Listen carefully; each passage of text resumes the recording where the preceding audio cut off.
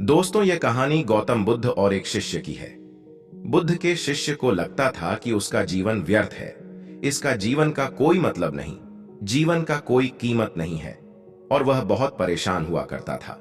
वह एक दिन अपने बुद्ध गुरु से पूछा, मेरा जीवन का कोई कीमत नहीं है।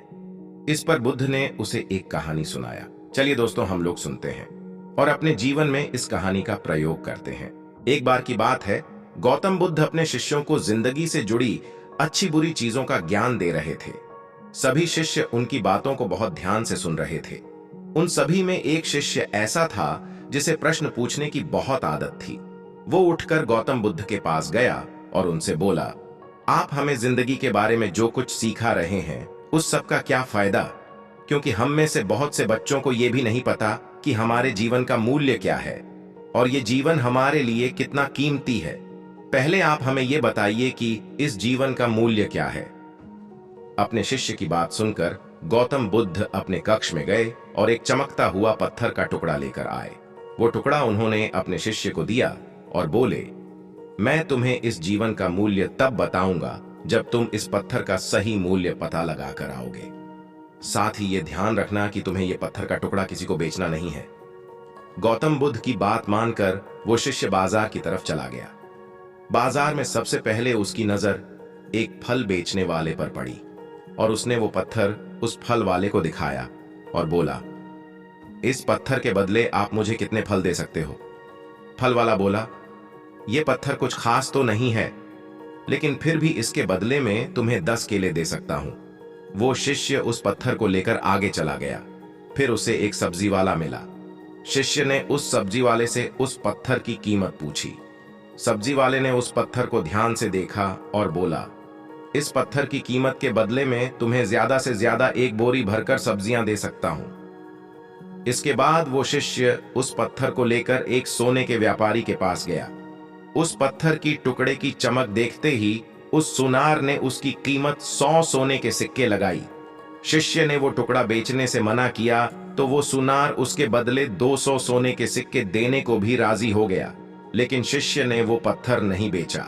इसके बाद वो शिष्य एक हीरों के व्यापारी के पास गया और उनके सामने उसने वो पत्थर के टुकड़े को रख दिया। उस पत्थर को देखते ही हीरों के व्यापारी ने एक साफ कपड़ा बिछाया, उस पत्थर को उसके ऊपर रखा, फिर उसकी परिक्रमा की और हाथ जोड़कर उस पत्थर को कपड़े में लपेटते हुए वो बोला, तुम जिसे मामूली पत्थर समझकर उसकी कीमत पूछ रहे हो, असल में ये एक बेशकीमती रूबी है। ऐसा रूबी हर किसी को नहीं मिलता। मैं अगर अपना सब कुछ बेच भी दूं तो भी इसकी कीमत नहीं चुका सकता। उस व्यापारी की बातें सुनकर वो शिष्य हैरान हो गया। वो दौड़ा दौड़ा सीधा बुद्ध के पास आया और उन्हें उसने जो कुछ भी बाजार में हुआ वो सब बताया। उसकी अचरज भरी बातें सुनकर गौतम बुद्ध बोले, तुम्हारे सवाल का जवाब इस रूबी की कीमत में ही छिपा है।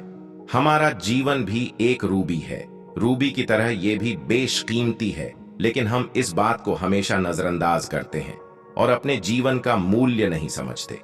हम दूसरों को देखकर और उनके जैसा जीवन जीने की कोशिश में अपने जीवन की कीमत को कम कर देते हैं। हम ये सोचते हैं कि हमारी जिंदगी की कीमत वही है जो दूसरे हमें बताते हैं, लेकिन ये बात हमेशा ध्यान रखना कि सामने वाला अपनी हैसियत, बुद्धि और अपनी समझ के हिसाब से तुम्हारी कीमत लगाता है।